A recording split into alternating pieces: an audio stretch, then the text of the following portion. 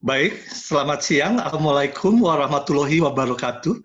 Salam sejahtera buat kita semua. Shalom, Om Swastiastu, Namo Buddhaya, salam kebajikan buat kita semua.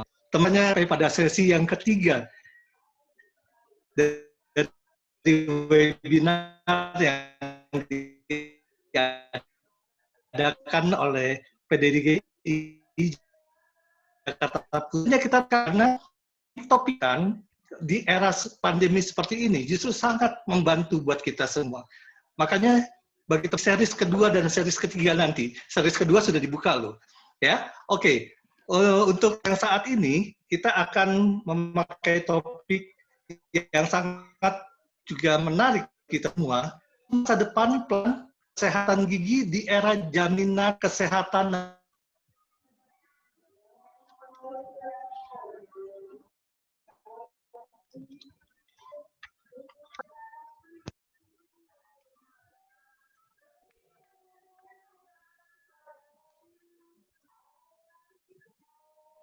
Ya, mohon maaf, ini jaringannya lagi kurang baik, terputus. Jadi saya ulangi, topik pada siang hari ini adalah masa depan pelayanan kesehatan gigi di era jaminan kesehatan nasional. Lanjut atau putus? Untuk tidak berlama-lama lagi, maka saya akan berikan semua ini untuk dimoderatori oleh Dr. Gigi Ahmad Erlangga MPH. Waktu dan segalanya kami persilakan. Silakan Dr. Angga. Baik, terima kasih Dr. Petrus. Assalamualaikum warahmatullahi wabarakatuh. Salam sejahtera untuk kita semua. Om Swastiastu, Namo Buddhaya. Salam kebajikan.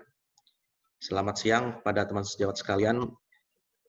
Topik kali ini dari webinar PDGI Cabang Jakarta Pusat ialah masa depan pelayanan kesehatan gigi di era JKN, lanjut atau putus. Kemudian ada narasumber. Yang pertama saya bacakan, Dr. Gigi Usman Sumantri MSc, beliau adalah analis kebijakan, ahli utama BPP SDMK Kemenkes. Riwayat pendidikan beliau S1 dari FKG Universitas Indonesia, lulus tahun 1986. Kemudian gelar MSc-nya dari Kesehatan Masyarakat Universitas Indonesia, lulus tahun 1994. Kemudian riwayat pekerjaan beliau sekarang ialah Kepala Badan Pengembangan dan Pemberdayaan SDM Kesehatan Kementerian Kesehatan tahun 2014. Kemudian narasumber kita yang kedua, Dr. Gigi Iwan Dewanto, MMR, PhD. Pendidikan beliau, S1 beliau dari Gajah Mada Universitas Yogyakarta, angkatan tahun 91. Kemudian S2-nya Hospital Magister Manajemen dari UMY 2009 sampai 2011. Kemudian S3 beliau PhD Candidate of Faculty Dentistry, Thammasat University, Thailand. Kemudian riwayat pekerjaan beliau ada mengajar di Public Health and Medical Faculty UMY Yogyakarta. Kemudian beliau adalah Wakil Sekjen PBPDGI, dan beliau adalah Chairman of Quality Assurance of Indonesia National Dentist Competence Examination. Kemudian saya himbau kepada dokter-dokter sekalian, teman sejawat, untuk menyimpan pertanyaan, karena pertanyaan akan saya bacakan di akhir webinar dengan mengaktifkan tombol raise hand. Kemudian kepada pembicara, maksimal waktu adalah 30 menit, dan nanti di tengah-tengah ada presentasi sedikit dari sponsor. Dan ini ada info terbaru bahwa pembicara yang pertama adalah Dr. Iwan Dewanto dulu, karena Dr. Usman masih sedang ada kegiatan, dan beliau akan bergabung setelah Dr. Iwan memberikan paparan. Untuk Dr. Iwan Dewanto, waktu dan tempat saya persilahkan.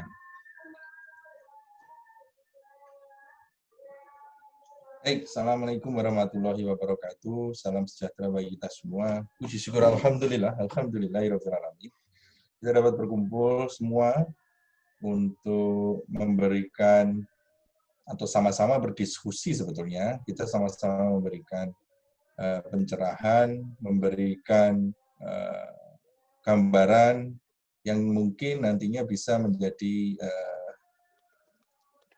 diskusi yang berkepanjangan untuk masa depan pelayanan kesehatan di bidang kedokteran gigi. Terima kasih Dr. Erlangga. Waktunya saya mohon izin share sendiri, kalau diperbolehkan.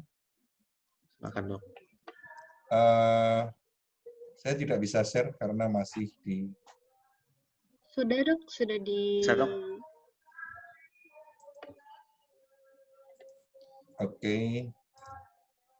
Saya coba ya. Baik, Dok.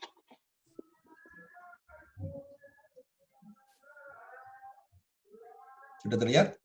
Sudah, Ya, Dok. Dok. Silakan, Dok. Oke. Terima kasih, mohon izin. Dr. Usman, mohon izin. Dr. Saukani. Saya ingin memberikan beberapa hal, termasuk kontennya akan saya ubah, bahwa saya ingin membuat menjadi perspektifnya penguatan PDGI dan keberlangsungan program JKN. Saya ingin sama-sama teman-teman semua dari PDGI Jakarta Pusat, khususnya yang ikut seminar di sini juga, kita sama-sama mengerti tentang pola dari pembiayaan. Sehingga kita juga sama-sama punya persepsi yang sama. Pertama, pembiayaan kita yang dahulu itu fee for service namanya, out of pocket atau retrospective payment system. Jadi kita mendapatkan uang kalau kita sudah memberikan pelayanan. Namun demikian dengan adanya JKN kita berubah menjadi kapitasi yang namanya adalah prospective payment system. Di mana prospective payment system ini tadi kita belum memberikan pelayanan tapi kita sudah mendapatkan uang di depan, ya. Nah, dari dua hal ini tadi, retrospektif sama prospektif ini tadi yang menjadi bahan kita untuk mengerti atau mengetahui konsep sistem di dalam sistem jaminan kesehatan nasional, supaya kita sama-sama memahami, ya. Oke, nomor 1, saya akan memberikan kotak 3 fondasi di dalam sistem jaminan kesehatan dengan sistem kapitasi. Ketiga pilar ini tadi tentu saja sudah banyak yang mengetahui, dan ketiga pilar ini tadi juga merupakan bagian dari menjalankannya sistem kesehatan dengan pola jaminan kesehatan nasional. Karena kalau kita cuma memberikannya hanya dokter ke peserta saja, dan dokter ke peserta ini tadi, atau pesertanya yang membayar ke dokter, itu akan terjadi banyak hal yang kalau kita namakan itu banyak ancaman yang akan muncul, gitu ya, atau moral hazard kalau kita. Nah, dengan ketiga ini tadi, ketiga fondasi ini tadi, kita bisa melihat bahwa ada perbedaan. Sekarang saya ingin teman-teman sejawat semua membayangkan yang saat ini kita belum ikut JKN. Kita ini masih menggunakan retrospektif atau fee for service. Kemudian bayangkan dengan retrospective payment, dengan fee for service, kita mendapatkan uang kalau mereka sudah kita kerjakan atau kita beri tindakan untuk kesehatan bidang kedokteran gigi. Apakah teman sejawat semua apabila praktek dengan menggunakan fee for service saat ini tadi, selama seminggu ke depan, gitu ya, tidak ada pasien yang datang? Apa yang akan dilakukan teman-teman semua? Apakah teman sejawat semua akan berdoa, memohon supaya ada pasien? Ini hal-hal inilah yang mungkin menjadi kelihatan bahwa sistem jaminan kesehatan itu sebetulnya punya dengan kapitasi punya tujuan mulia. Karena kalau kita dengan fee for service, mau tidak mau paradigma kita itu masih berpedoman atau berpatokan bahwa semakin banyak orang sakit, semakin besar pendapatan dokter atau dokter giginya. Semakin senang kalau kita banyak orang yang sakit. Dengan konsep itu juga tidak salah, gitu ya. Karena konsepnya juga membantu, karena semua pembiayaan juga ada plus minusnya. Tapi saat ini kalau kita melihat dengan pola seperti itu, makanya akan terjadi bahwa kita selalu mengharapkan harus ada orang yang sakit. Dengan sistem jaminan kesehatan, dengan 3 pilar ini tadi, kita misalkan ya, kita tidak ada BPJS. Ada 1.000 orang beriur bayar 10.000 membayar ke dokter gigi, berarti ada uang 1.000 kali 10.000, berarti 10 juta. Kalau ada orang yang sakit di antara orang 1.000 itu tadi, dokter giginya harus memberikan tindakan pelayanan dan diambilkan dari uang 10 juta itu tadi. Kira-kira apa yang dokter atau dokter gigi itu lakukan? Tentu saja kalau dokter gigi punya senjata bahwa seumpama pesertanya datang, semakin banyak yang peserta yang datang, dia akan merugi karena 10 jutanya akan berkurang. Sehingga dia akan berupaya menyehatkan. Gitu ya. Ada efek mulianya untuk menyehatkan, tapi karena tidak ada pengawas, karena pesertanya bayarnya ke dokter langsung, tidak ada BPJS-nya, tidak ada bapelnya, tidak ada badan pelayanannya, maka dokter ini akan memberikan, kalau dokter gigi bisa membuat pasiennya takut, atau mungkin kalau pas libur, dok linu dok, tahan sedikit gitu, sehingga 1.000 orang ini akan datang ke dokter gigi takut atau semakin ditakut-takuti, dan banyak orang dari 1.000 orang ini tidak datang ke dokter gigi, sehingga 10 jutanya utuh gitu ya. Itu yang dinamakan moral hazard. Artinya kalau 1.000 orang tadi tidak mengambil atau tidak datang ke dokter gigi, 10 jutanya utuh, tapi sebetulnya bukan karena sehat, tapi karena takut. Sehingga dengan kondisi ini, ada satu pilar lagi namanya BAPEL atau Badan Pelaksana. Badan Pelaksana Jaminan Kesehatan itulah yang harus mengawasi, saling mengawasi untuk mengawasi providernya atau dokter giginya, dan mengawasi peserta dengan membayar iuran atau preminya, memberikan ke dokter itu pembayaran kapitasi. Sehingga kalau dokternya mengerjakannya tidak benar, tidak ada upaya untuk menyehatkan, juga pembayaran kapitasi bisa dihentikan, atau pasien atau peserta ini tidak membayar premi juga bisa dikendalikan. Dengan kondisi-kondisi ini juga sebetulnya akan ada bertambahnya lagi sistem yang mungkin tidak kita lakukan di dalam sistem pembiayaan, seperti dijadangkannya uang kalau terjadi sesuatu dan lain sebagainya. Nah, ketiga pilar inilah yang menjadi satu kekuatan yang saling mengawasi sehingga timbul kendali mutu, kendali biaya. Dokter gigi apabila tidak mampu untuk melaksanakan pelayanan sehingga atau tidak termasuk di dalam paket pelayanan, sehingga dia harus merujuk ke rawat jalan tingkat lanjutnya.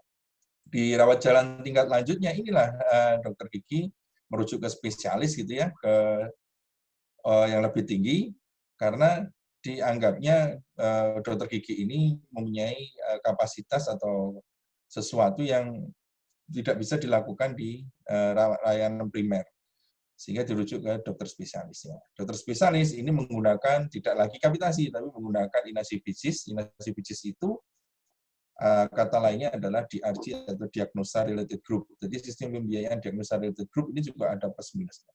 Tapi sekelumit ini tadi bisa menjadi bayangan teman-teman semua yang ikut seminar hari ini, menjadi patokan. Nah, kita lihat sekarang perjalanannya.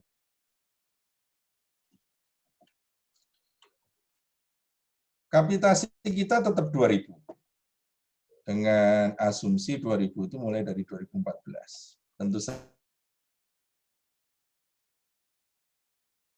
saja kita harus tetap bersabar, terutama kali saya selalu mendoakan dokter yang sudah kontrak dengan BPJS selalu dalam lindungannya, diberi kesehatan, dan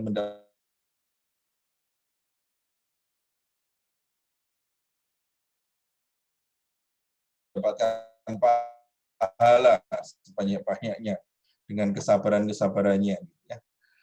Dengan kesabaran ini juga kita juga akan sudah memang harus kita upayakan untuk kurangi, tapi itu juga akan mengurangi beberapa pelayanan. Nah, maka timbullah beberapa masalah. Ini saya ilustrasikan seperti ini. Sebagai primer atau dokter gigi kontrak pertama, itu harus melaksanakan tindakan-tindakan yang seperti di bawah ini. Ini kita namakan paket manfaat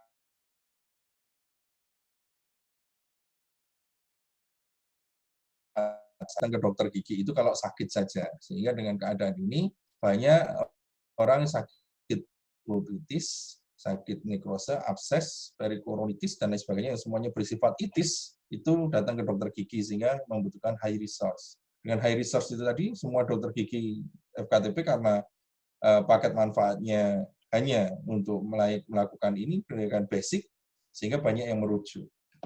Begitu dirujuk dengan kasus-kasus yang nekrosis, pulpitis, abses, infaksi yang banyak, gitu ya. Kita melihat juga inasi bicis yang ditetapkan. Mohon maaf, inasi bicis yang ditetapkan ini ternyata juga belum mampu, cuma ada 2, tindakan gigi dan prosedur gigi, di mana jumlahnya juga masih minim.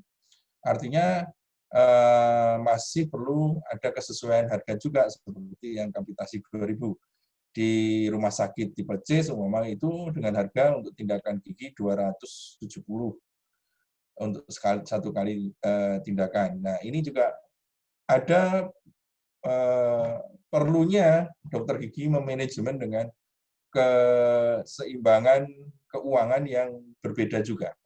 Nah, apabila dokter gigi praktek primer atau yang di pertama itu merujuk terus ke RJTL atau ke rumah sakit, padahal BPJS selalu melihat rasio rujukan gitu. Di mana rasio rujukan ini tadi, kalau ini juga jelas tidak ada untuk pelayanan pulpitis, abses, dan infaksi. Sehingga kalau ini dirujuk, harganya juga masih belum masuk untuk prosedur gigi dan tindakan gigi. Dikembalikan juga, apalagi di rumah sakit, spesialisnya juga tidak banyak. Dengan keadaan ini, dengan pola yang bolak-balik ini tadi, yang dibingungkan oleh keadaan ini siapa? Masyarakat. Masyarakat ini banyak yang terbebani dengan akses pelayanan yang belum jelas, bolak-balik, dengan kebingungan dan kebijakan yang ada. Harapan masyarakat untuk punya gigi yang sehat juga belum terpenuhi. Dokter gigi mengalami kebingungan juga, gitu.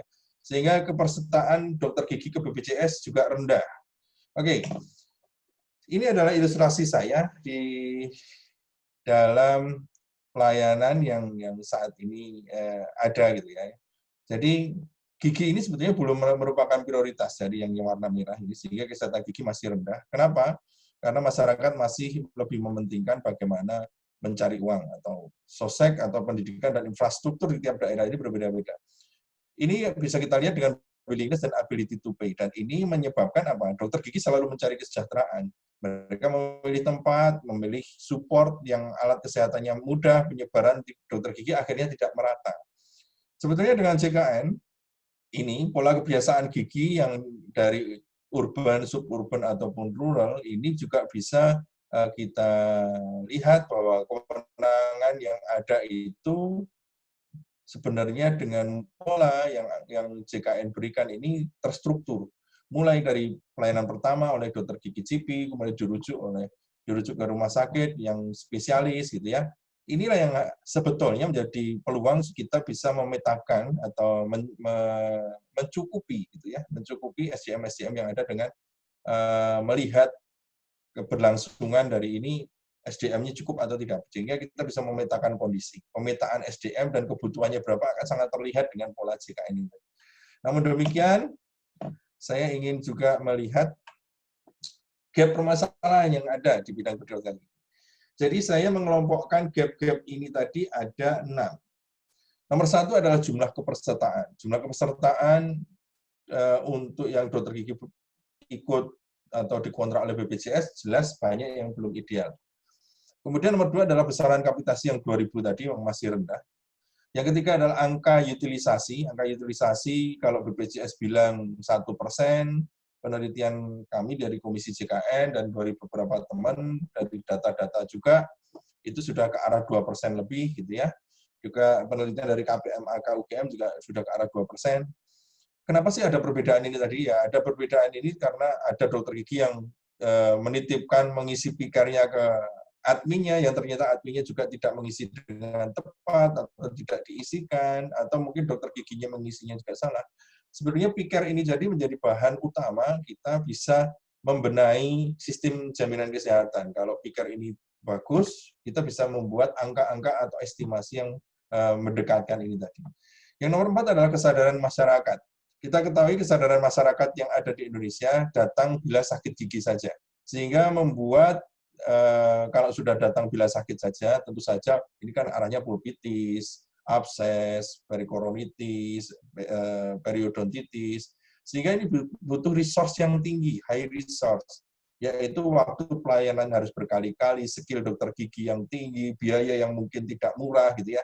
Sehingga kesadaran masyarakat ini juga akan mengakibatkan gap permasalahan yang muncul di bidang kedokteran gigi atau di jaminan kesehatan nasional di bidang kedokteran gigi. Kemudian ini juga berhubungan, kesadaran masyarakat ini tadi yang seperti itu akan berhubungan dengan penetapan paket manfaat. Dengan hubungan dengan masalah tersebut, makanya ini akan terjadi high case, high volume-nya, itu tadi tercover atau tidak di dalam penetapan paket manfaat. Kalau tidak tercover, ini menjadi angka rujukan yang tinggi, ya ini juga tidak akan ada efektivitas pembiayaan. Belum lagi dengan adanya penetapan paket manfaat, kita dianggap kompetensi dokter gigi cuma segitu. Gitu. Padahal kompetensi dokter gigi tidak seperti itu. Kompetensi dokter gigi ada di standar kompetensi dokter gigi, dan untuk standar pelayanan minimalnya sudah jelas ada Permenkes atau KMK nomor 62 tahun 2015 yang bisa menjadi patokan, dan dua-duanya itu juga ternyata perawatan saluran akar masuk. Perawatan saluran akar itu memang banyak yang jengah ya karena berliku-likunya beberapa kali dan ribetnya gitu. Sehingga sebetulnya ini juga ada uji coba dengan BPJS yang akan melakukan uji coba perawatan saluran akar masuk, tapi tidak akan kapitasi. Namun dengan pembiayaan case payment atau kasus ini tadi sendiri dibayar dengan harga kekhususan dan nanti bentuknya klaim. Atau kita pengennya juga sih fee for service juga, hampirnya klaim itu juga termasuk dengan retrospective payment system atau klaim. Kemudian yang kelima adalah kondisi geografis dan infrastruktur. Indonesia tidak sama di tiap pulau. Harga kita membeli bahan medis habis pakai, kemudian kita membeli resin komposit, gelas ionomer, tentu tidak akan sama di Jakarta Pusat, di Jogja, ataupun di Kalimantan. Harganya akan terpengaruh dengan harga-harga distribusi, di mana distribusi itu berpengaruh dari infrastruktur dan geografis yang ada. Supply induced demand, di mana kalau pemakainya sedikit, harganya mesti naik. Begitu juga dengan transportasi. Transportasinya di Papua yang belum bagus, harus melewati kiriman dengan kapal dan lain sebagainya, membuat harganya akan selalu lebih tinggi daripada yang ada di Jawa. Ini kondisi geografis ini yang membuat besaran kapitasi menjadi tidak sama lagi atau tidak adil lagi di tiap daerah. Kemudian mindset dokter gigi yang masih kuratif. Padahal tadi kita lihat dengan konsep kapitasi itu sebetulnya kita akan diajak untuk konsepnya itu lebih ke arah preventif promotif yang bersifat intervensi. Jadi bukan hanya promotif preventif yang bersifat penyuluhan, itu tidak, karena penyuluhan itu juga hanya mendapatkan keberhasilan sekitar 5-15% maksimal. Tapi kalau intervensi itu kita lakukan, kita mengelompokkan kepesertaan dari HIO, ini termasuk yang high risk, ini yang medium risk, ini yang low risk. Yang high risk saya apakan dulu supaya besok nggak sakit lagi, dan lain sebagainya. Inilah yang harus kita lakukan dengan konsep JKN ini. Baik, saya perlihatkan kenapa saya memilih gap permasalahan ini tadi. Ini adalah data kepesertaan dari tahun 2017-2018, di mana bisa kita lihat. Ada 0,14 FKTP atau pemberi fasilitas kesehatan tingkat pertama, atau mungkin bisa praktek mandiri, klinik pratama, atau puskesmas, yang jumlah pesertanya di bawah 100. Coba kalau 2.000 kali 100, dia cuma mendapatkan sebulan itu berarti 200.000. Satu pasien sakit di antara 100 tadi dia sudah minus. Dan rata-rata 0 sampai 1.000 5,3%. Artinya mereka masih banyak yang pesertanya ini di bawah 1.000 juga.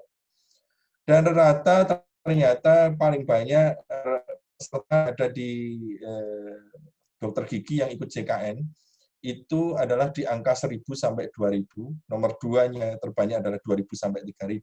Ini pun juga masih rentan dokter giginya rugi. Kenapa dokter gigi ini kalau selalu sudah kapitasinya 2.000, pesertanya juga seperti ini. Sangat-sangat rendah. Dan ini bisa kita lihat juga, kenapa sih bisa terjadi seperti ini ya? Karena BPJS pada waktu pertama menggunakan enrollment. Dan enrollment itulah yang angkanya merangkak gitu ya. Yang mendapatkan angka sesuai dengan rekomendasi PBDGI atau di angka 10.000 itu cuma 0,7%, dan yang melebihi 10.000 itu cuma 0,1%. Artinya sudah bisa kita jelaskan bahwa dokter gigi banyak yang rugi dengan adanya BPJS. Kalau klinik pratama praktek ini bisa kita lihat bahwa pembagiannya sudah nggak pas. Artinya puskesmas itu mendapatkan paling banyak. Padahal di dalam pola kapitasi tadi, puskesmas itu tidak bisa kita gunakan dengan risk profit sharing atau kita berikan dengan konsep bahwa kalau banyak yang datang, kamu rugi loh ya. Gitu. Yang bisa kita lakukan itu adalah di praktek gigi perorangan atau klinik pratama. Puskesmas nggak bisa. Kenapa? Karena itu milik pemerintah dan beberapa obat-obatan juga. Apalagi kalau yang sudah BUD ya bisa beli sendiri. Kalau yang masih disupport oleh pemerintah daerahnya juga akan lebih lagi berbeda gitu. Tapi yang perlu kita ketahui bahwa puskesmas ini yang paling available, paling banyak sampai ke pelosok. Saya ke beberapa daerah di Indonesia di pelosok dan banyak yang tidak ada praktek dokter giginya atau klinik yang klinik pratama dokter gigi, tapi harus ada puskesmas. Inilah yang kenapa puskesmas memang tetap harus dimasukkan. Memang dengan konsep ini tadi, kapitasi dengan risk profit sharing ini tadi, saya ada beberapa pertanyaan dari teman saya di luar negeri juga. Iwan, this is puskesmas, this is not capitation. Jawaban saya pada saat itu, no, this is Indonesian capitation. Sehingga kita memang harus tahu bahwa puskesmas ini mau tidak mau menjadi bagian dari kita untuk perbaikan ke masa mendatangnya. Karena dia yang paling bisa masuk ke pelosok-pelosok. Baik, ini adalah jumlah kelompok pesertaannya yang bisa kita lihat di klinik pratama. Di mana klinik pratama ini yang 10.000 sampai 20.000 itu 14,6%. Yang lainnya masih di angka ini. Jadi masih banyak klinik pratama yang resikonya terlalu tinggi. Kemudian kita lihat kunjungannya. Kunjungan ini sebenarnya berhubungan dengan utilisasi. Sehingga kita bisa melihat yang paling banyak kunjungannya sebenarnya di mana. Gitu ya. Kunjungan yang paling banyak tetap di puskesmas. Sebanyak 2.941 di tahun 2018. Dengan nomor 2 adalah di klinik pratama. Nomor 3 adalah praktek gigi perorangan. Artinya di praktek dokter gigi perorangan pun juga masih rendah. Rata perkunjungan perharinya ini rata-rata seperti ini, dan nomor yang paling tinggi adalah klinik pratama. Malah yang kunjungan ke puskesmas itu menurun karena jumlah puskesmasnya banyak ya.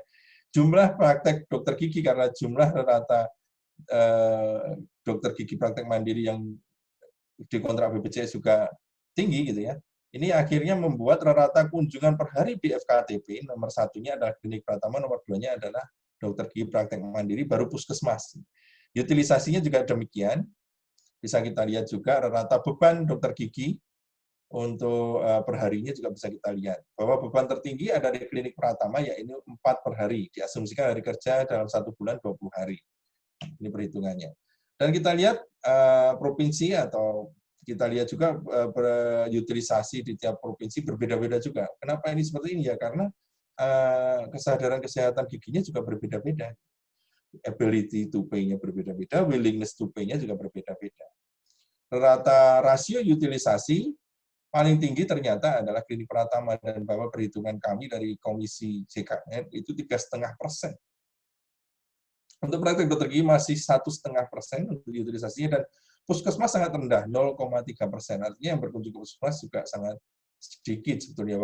Dan kalaupun ada banyak, itu mengelompok pada tempat-tempat tertentu saja di perkotaan gitu ya, seperti di Jakarta, di Jogja, dan kota-kota besar lah, itu masih tinggi. Kalau kita rasio rujukan dan kita melihat siapa sih yang paling banyak merujuk, ternyata klinik pratama juga yang paling banyak merujuk.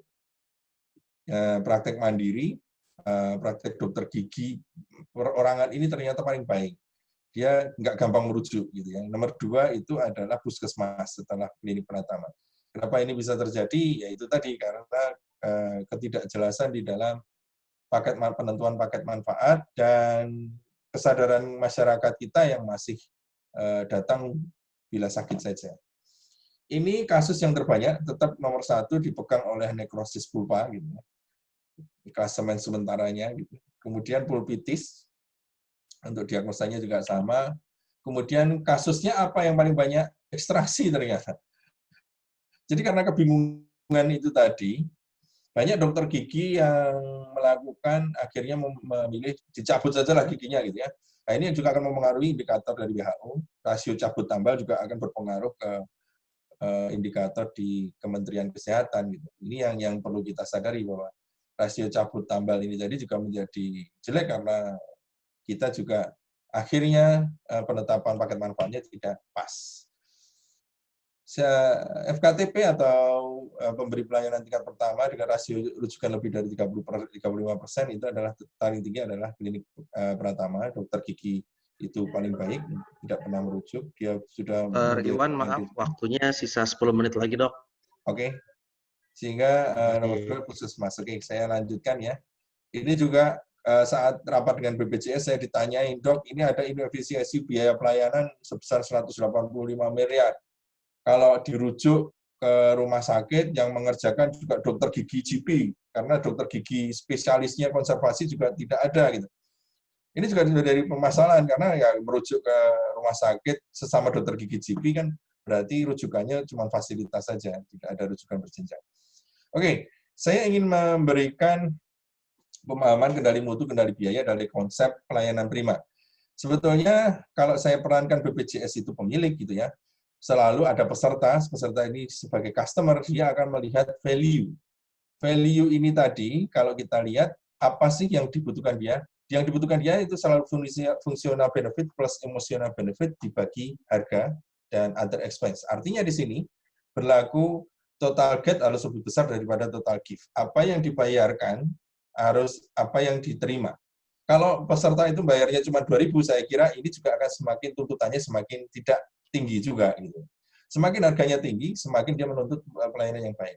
Provider di mana dokter gigi ini tadi harusnya BPJS memikirkan bahwa ini kalau dia diberikan kompensasi dan self fulfillment ini adalah sesuatu yang menghormati dokter gigi, maka dokter gigi selalu akan memberikan professional engagement, personal involvement, dia akan merasa memiliki JKN ini tadi. Begitu juga kalau dia akan diberikan reward dan development, pendidikan dan lain sebagainya di dalam development gitu ya, dia akan berdaya itu maka akan ketemu lama waktu pelayanan juga oleh dokter gigi adalah 6,3 jam. Kalau dengan waktu 6 jam, waktu pelayanan sudah segitu, dokter giginya ini tetap harus memberikan preventif yang intervensi tadi, saya kasih cuma 1 jam, istirahat 1 jam, total 7,3. Nomor 13 tahun 2003, 1 jam hari kerja 7 jam, ya untuk 6 hari kerja seminggu. Kalau saya surasikan, saya naik utilisasinya 3% dan angka waktu pelayanan 3 menit, ya, akan jadi jam dan semuanya akan sama. Dan angka 10.000 ini adalah angka maksimal untuk mutu. Lebih dari itu sebetulnya dokter gigi sudah itu akan menurun. Kalau kurang dari itu resiko biaya. Sehingga kapasitas dokter gigi bisa dihitung itu praktek sehari itu maksimal 12 mingguan untuk optimalnya. Kemudian rata waktu perawatan 30 sampai 42 menit dan ini bisa dibaca lagi nanti dokter gigi 25.000 gitu ya.